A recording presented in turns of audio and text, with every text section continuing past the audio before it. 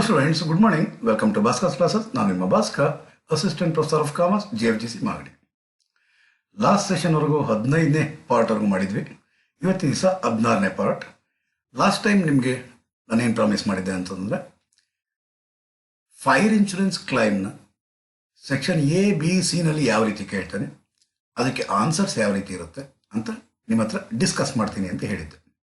So ಇವತ್ತಿನ ಸೆಷನ್ನಲ್ಲಿ ನಿಮ್ಮ ಮುಂದೆ ತಂದಿರುವಂತಹದ್ದು ಮೇ ಜೂನ್ 2019 ಕ್ವಶನ್ ಪೇಪರಲ್ಲಿ, ಅಂದರೆ advanced financial accounting fire insurance claims. ಕೆಲವು ಯೂನಿವರ್ಸಿಟೀಸ್ನಲ್ಲಿ ಇದನ್ನು ಫಸ್ಟ್ ಸೆಮಿಸ್ಟರ್ ಫೈನಾನ್ಷಿಯಲ್ ಅಕೌಂಟಿಂಗ್ನಲ್ಲೂ ಇದೆ, ಕೆಲವು ಯೂನಿವರ್ಸಿಟೀಸ್ನಲ್ಲಿ ಅಡ್ವಾನ್ಸ್ಡ್ ಫೈನಾನ್ಷಿಯಲ್ ಅಕೌಂಟಿಂಗ್ನಲ್ಲೂ ಇದೆ. Chapter same. ಯಾವುದೇ ಯೂನಿವರ್ಸಿಟಿ ಕ್ವಶನ್ ಪೇಪರ್ ಹಾಕೊಳ್ಳಿ, ಕ್ವಶನ್ ಪೇಪರಲ್ಲಿರೋದು ಕ್ವಶನ್. ಸೊ ಸಾಲ್ವ್ ಮಾಡೋಕ್ಕೆ ಪ್ರಯತ್ನ ಪಡೋಣ, ಒನ್ ಬೈ ಒನ್ ನೋಡ್ಕೊಂಡು ಹೋಗೋಣ. ಸೊ ಫಸ್ಟ್ ಪ್ರಶ್ನೆ ಬಂದು, what are abnormal line of goods? ಇದನ್ನು ನಾನು ನಿಮಗೆ ಪಾರ್ಟ್ ನಂಬರ್ 12ನಲ್ಲಿ ಅಬ್ನಾರ್ಮಲ್ ಲೈನ್ ಆಫ್ ಗೂಡ್ಸ್ ಅನ್ನೋ ಪ್ರಾಬ್ಲಮ್ನ ಸಾಲ್ವ್ ಮಾಡಿದ್ದೀನಿ ಮತ್ತು ಥಿಯರಿ ಕೂಡ ಎಕ್ಸ್ಪ್ಲೇನ್ ಮಾಡಿದ್ದೀನಿ. ಅಲ್ಲಿ ಅರ್ಥ ಆಗಿದೆ ಅಂತ ಭಾವಿಸ್ತೀನಿ. ಮತ್ತೆ ಅದನ್ನು ಇಲ್ಲಿ ಡಿಸ್ಕಸ್ ಮಾಡಲಿಕ್ಕೆ ಹೋದರೆ ವಿಡಿಯೋ ಲೆಂತ್ ಆಗುತ್ತೆ ಅಂದ್ಬಿಟ್ಟು students, what abnormal line of goods ಅನ್ನೋದನ್ನು ಪಾರ್ಟ್ ನಂಬರ್ 12ಅಲ್ಲಿ ಡೀಟೇಲ್ ಆಗಿ ಡಿಸ್ಕಸ್ ಮಾಡಿದ್ದೀನಿ, ಅಲ್ಲಿ ನೀವು ನೋಡಿ ಸ್ಟೂಡೆಂಟ್ಸ್. ದೆನ್ ಪಾರ್ಟ್ ಬಿಗೆ ಬಂದಾಗ, ಪಾರ್ಟ್ ಬಿ ಇಲ್ಲಿದೆ. ಏನಿದೆ? Fire occurred in the premises of Ashwin on 25/8/2018. A large part of a stock was destroyed except for ₹30,000. Ascertain loss and claim from the following. Assume the policy amount to ₹1 lakh. Policy amount 1 lakh ಅಂತೆ. Salvage ಬಂದು ಎಲ್ಲ stock destroy ಆಗಿದೆಯಂತೆ, ಆದರೆ ₹30,000 stock ಬಿಟ್ಟು, ಅಂದರೆ stock save ಆಗಿದೆ, ಅದು ನಾವು salvage ಅಂತ ಕರಿತೀವಿ. ಹಾಗಾದರೆ ಸಾಲ್ವೇಜ್ ಎಷ್ಟಂತೆ ಸ್ಟೂಡೆಂಟ್ಸ್? ₹30,000 ಅಂತೆ. ಸಾಲ್ವೇಜ್ ಎಷ್ಟಂತೆ? 30,000 ಅಂತೆ. ದನ್ ಹಾಗೇನೆ ನೋಡಿದ್ದೆ ಆದರೆ ಬೆಂಕಿ ಬಿದ್ದಿದ್ದು ಯಾವಾಗ ಅಂತ ನೋಡಬೇಕು. ಬೆಂಕಿ ಬಿದ್ದಿದ್ದು ಯಾವಾಗಂತೆ? 25/8/2018ನಲ್ಲಿ. ಹಾಗಾದರೆ 25/8/2018ನಲ್ಲಿ ಬೆಂಕಿ ಬಿದ್ದಿದೆ. ಡೇಟ್ ಏನಾಗಿರುತ್ತೆ? 25/8/2018ಗೆ ಬೆಂಕಿ ಬಿದ್ದಿದೆ ಅಂದರೆ ಅದರ ಹಿಂದಕ್ಕೆ ಅಕೌಂಟಿಂಗ್ ಪೀರಿಯಡ್ ಸ್ಟಾರ್ಟ್ ಆಗುವಂಥದ್ದು ಫಸ್ಟ್ ಏನು ಕೊಟ್ಟಿದ್ದಾನೆ? 1st January 2018 to 25/8/2018 ಪರ್ಚೇಸಸ್ ಕೊಟ್ಟಿದ್ದಾನೆ. ಪರ್ಚೇಸ್ ಇರೋದೆಷ್ಟು? 1,70,000. ರೈಟ್. ಹಾಗಾದರೆ 1/1/2018 ಅಂತೆ. ಹಾಗಾದರೆ 1/1/2018 ಟು ಇಲ್ಲಿವರೆಗೂ ನಾವು ಪ್ರಿಪೇರ್ ಮಾಡೋವಂಥ ಅಕೌಂಟ್ ಹೆಸರೇ ಮೆಮೊರೆಂಡಮ್ ಟ್ರೇಡಿಂಗ್ ಅಕೌಂಟ್. ಓಕೆ, ನಾವು ಫಸ್ಟ್ ನೋಡ್ಬೇಕಾದ್ರೆ ಡೇಟ್ನ ನೋಡ್ಕೊಬೇಕಾಗಿರುತ್ತೆ. ಸ್ವಲ್ಪ ಪ್ರಿಂಟ್ ಬ್ಲರ್ ಆಗಿದೆ, ಸೊ ಅದನ್ನು ಪರ್ಫೆಕ್ಟ್ ಮಾಡ್ತಾ ಹೋಗ್ತೀನಿ. ಪರ್ಚೇಸಸ್ ಅಂತೆ, ದೆನ್ ಸೇಲ್ಸ್ ಎಲ್ಲಿಂದ ಇಲ್ಲಿವರೆಗೂ 1/1/18 ಟು 25/8/18 ಎಷ್ಟಂತೆ? 1,80,000. Next stock on 31st December 17 ಎಷ್ಟಂತೆ ಸ್ಟೂಡೆಂಟ್ಸ್ ಇರೋದು? 80,000. Fine. Then stock taken by Ashwin for personal use ಅಂತ ಎಷ್ಟು? 10,000. Then rate of G P,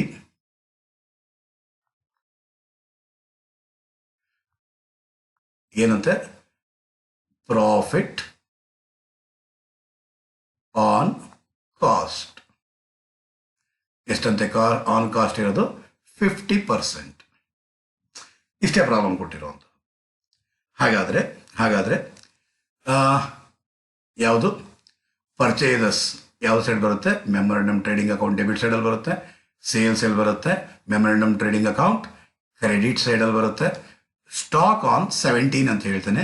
ಹಾಗಾದರೆ 1/1/18ನ ಹಿಂದಿನ ದಿನನೇ 31 ಡಿಸೆಂಬರ್ 17. ಹಾಗಾದರೆ ಹಿಂದಿನ ವರ್ಷದ ಕ್ಲೋಸಿಂಗ್ ಸ್ಟಾಕ್ ಈ ವರ್ಷಕ್ಕೆ ಓಪನಿಂಗ್ ಸ್ಟಾಕ್ ಆಗಿರುತ್ತೆ. ಹಾಗಾದ್ರೆ ಇದೆಲ್ಲಿ ಬರುತ್ತಿದ್ದು? ಡೆಬಿಟ್ ಸೈಡಲ್ಲಿ ಬರುತ್ತೆ. Stock taken over by Ashwin. Who is ಅಶ್ವಿನಿಯ? ಅಶ್ವಿನ್ ಅಂದರೆ ಯಾರಿಲ್ಲಿ? ಅಶ್ವಿನ್ ಅಂದರೆ ಇಲ್ಲಿ ಪ್ರೊಪ್ರೈಟರ್ ಆಗಿರ್ತಾನೆ. ಹಾಗಾದರೆ ಪ್ರೊಪ್ರೈಟರ್ ಸ್ಟಾಕ್ ತೊಗೊಂಡೋಗಿದ್ದಾನೆ ಅಂತಂದರೆ ಪರ್ಚೇಸಲ್ಲಿ ಲೆಸ್ ಮಾಡಬೇಕಾಗಿರುತ್ತೆ. ಏನಂತ ಲೆಸ್ ಮಾಡಬೇಕಾಗಿರುತ್ತೆ? ಡ್ರಾಯಿಂಗ್ಸ್ ಅಂತ ಲೆಸ್ ಮಾಡಬೇಕಾಗಿರುತ್ತೆ. Rate of G P on cost ಕೊಟ್ಟಿದ್ದಾನೆ. ಯಾವ ರೀತಿ ಮಾಡಬೇಕು ಅಂತ ನೋಡೋಣ. ಹಾಗಾದರೆ ಬನ್ನಿ ಸ್ಟೂಡೆಂಟ್ಸ್, ಈಗ ಮೆಮೊರಂಡಮ್ ಟ್ರೇಡಿಂಗ್ ಅಕೌಂಟ್ ಸೆಕ್ಷನ್ ಬಿಗೆ ಪ್ರಾಬ್ಲಮ್ ನೋಡಿದ್ವಿ, ಸ್ಕೆಚ್ ಇಷ್ಟೊತ್ತು ಹಾಕಿದ್ವಿ. ಪ್ರಾಬ್ಲಮ್ನ ಸಾಲ್ವ್ ಮಾಡಲಿಕ್ಕೆ ನಾವು ಹಾಕಿದ್ದೀವಾಗ ಸ್ಕೆಚ್ ಇದು. ಇವಾಗ ನಾವು ಪ್ರಾಬ್ಲಮ್ನ ಮ್ಯಾಕ್ಸಿಮಮ್ 5 ಮಿನಿಟ್ಸ್ನ ಒಳಗಾಗಿ ಸಾಲ್ವ್ ಮಾಡಬೇಕಾಗಿರುತ್ತೆ students. Section B problem target ಇಟ್ಕೊಳ್ಳಿ, 5 ಮಿನಿಟ್ಸ್ ಮಾಡಬಹುದು. ಬನ್ನಿ ಸ್ಟೂಡೆಂಟ್ಸ್, ಹೇಗೆ ಮಾಡೋದು ಅಂತ ನೋಡೋಣ.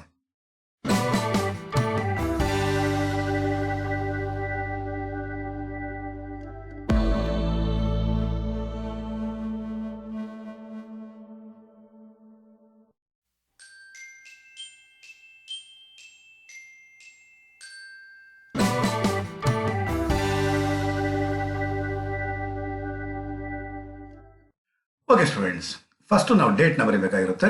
ಮೆಮೊರಂಡಮ್ ಟ್ರೇಡಿಂಗ್ ಅಕೌಂಟ್ ಎಲ್ಲಿಂದ ಎಲ್ಲಿವರೆಗೂ ಇರುತ್ತೆ? ಹಾಗಾದರೆ 1/1/18 ಟು ಎಲ್ಲಿವರೆಗೂ? ಬೆಂಕಿ ಬಿದ್ದಿರೋವರೆಗೂ, ಅಂದರೆ 25/8/18 ಡೇಟ್ ಬರೆದಿದ್ದಾಯಿತು. ಡೇಟಾ ಫಿಲ್ ಮಾಡ್ಕೊಂಡು ಹೋಗ್ಬಿಡೋಣ. ಫಸ್ಟ್ ಬರುವಂತಹದ್ದು ಯಾವುದಾಗಿರುತ್ತೆ? To opening stock. ಅದಾದ್ಮೇಲೆ ಬರುವಂತಹದ್ದು ಟು ಪರ್ಚೇಸಸ್. ವೇಜಸ್ ಏನು ಪ್ರಾಬ್ಲಮಲ್ಲಿ ಕೊಟ್ಟಿಲ್ಲ, ಮೊದಲೇ ನೋಡ್ಬಿಟ್ವಿ. By sales. Then to gross profit. Total ಮಾಡಬೇಕು. ಟೋಟಲ್ ಮಾಡಿದ್ಮೇಲೆ ಬ್ಯಾಲೆನ್ಸಿಂಗ್ ಫಿಗರ್ ಅದು by stock on the date of 5. ಅದೇ ಬ್ಯಾಲೆನ್ಸಿಂಗ್ ಫಿಗರ್ ಆಗಿರುತ್ತೆ ಸ್ಟೂಡೆಂಟ್ಸ್. ಹಾಗಾದರೆ ಏನೇನಿದೆ ಒಂದ್ಸಲ ಫಿಲ್ ಮಾಡ್ಕೊಂಡು ಹೋಗ್ಬಿಡೋಣ. ಫಿಲ್ ಮಾಡಲಿಕ್ಕೆ ಫಸ್ಟ್ ಇರೋದು ಪರ್ಚೇಸ್ ಇದೆ. ಪರ್ಚೇಸ್ ಎಷ್ಟಿದೆ? 1,70,000. ಇನ್ನರ್ ಕಾಲಮಲ್ಲಿ ಇಡ್ತೀನಿ. ಕಾರಣ ಏನಕ್ಕೆ ಅಂದರೆ 1,70,000 ಲೆಸ್ ಡ್ರಾಯಿಂಗ್ಸ್. ಏನಂತ ಲೆಸ್ ಮಾಡಬೇಕಾಗಿರುತ್ತೆ ಸ್ಟೂಡೆಂಟ್ಸ್? Less drawings. ಎಷ್ಟು ಡ್ರಾಯಿಂಗ್ಸ್ ಇದೆಯಂತೆ? 10,000 ಇದೆಯಂತೆ. 10,000 ಲೆಸ್ ಮಾಡಿದ್ರೆ ಬರೋದು 1,60,000. ಫೈನ್. ದೆನ್ ಸೇಲ್ಸ್ ಕೊಟ್ಟಿದ್ದಾನೆ 1,80,000. ಹಾಗಾದರೆ ಸೇಲ್ಸ್ ಇರೋದೆಷ್ಟು? 1,80,000. Fine. Then stock on 31 December 17 ಅಂದರೆ ಇದು ಓಪನಿಂಗ್ ಸ್ಟಾಕ್ ಆಗಿರುತ್ತೆ. ಓಪನಿಂಗ್ ಸ್ಟಾಕ್ ಎಷ್ಟು ಸಾವಿರ ಇದೆಯಂತೆ? 80,000 ಇದೆಯಂತೆ. ಜಸ್ಟ್ ಫಿಲ್ ಮಾಡ್ಕೊಂಡು ಹೋಗ್ತಾ ಇರೋದು. Then that's it. G P ratio ಎಷ್ಟಂತೆ? 50% ಆನ್ ಕಾಸ್ಟ್ ಅಂತ ಕೊಟ್ಟಿದ್ದಾನೆ. ಜ್ಞಾಪಕ ಇಟ್ಕೊಳ್ಳಿ ಸ್ಟೂಡೆಂಟ್ಸ್. ಕಾಸ್ಟ್, ಪ್ರಾಫಿಟ್ ಬರೋದು ಸೇಲ್ಸ್. ಯಾವುದ್ರ ಮೇಲೆ ಎಷ್ಟು ಪರ್ಸೆಂಟ್ ಅಂತೆ? 50% ಅಂತೆ. ಯಾವುದ್ರ ಮೇಲಂತೆ? ಕಾಸ್ಟ್ ಮೇಲಂತೆ. ಯಾವುದ್ರ ಮೇಲೆ ಅಂದರೆ ಅದಕ್ಕೆ 100 ಹಾಕ್ಬಿಡಿ. ಅದಕ್ಕೆ 100 ಹಾಕ್ಬಿಡಿ. ಸೊ ಸೇಲ್ಸ್ ಎಷ್ಟು? 150 ಆಯಿತು. ಇವಾಗ ಅಮೌಂಟ್ ನಮ್ಮ ಹತ್ರ ಇರೋವಂಥದ್ದು ಯಾವುದು? ಸೇಲ್ಸ್ ಅಮೌಂಟ್ ಇರೋದು ನಮ್ಮ ಹತ್ರ ಎಷ್ಟು? 1,80,000. ಹಾಗಾದರೆ 1,80,000ಗೆ 150 ಆಯಿತು ಅಂದರೆ ನಾವು ಬೇಕಾಗಿರೋದು ಎಷ್ಟು? ಪ್ರಾಫಿಟ್ 50ಗೆ ಎಷ್ಟು? Clear students? ಕೆಲವರು 1/3, 1/4, 1/4, 1/5 ಅಂತ ಹೇಳ್ತಾರೆ. ಸೊ ಅದಕ್ಕೆ ಬದಲಾಗಿ ಇದು ಈಸಿ ಟೆಕ್ನಿಕ್ ಆಗಿರುತ್ತೆ ಸ್ಟೂಡೆಂಟ್ಸ್. ಹಾಗಾದರೆ 1,80,000 ಇಂಟು 50 ಡಿವೈಡ್ ಬೈ 150 ಅಂದರೆ ಬರೋದು 60,000.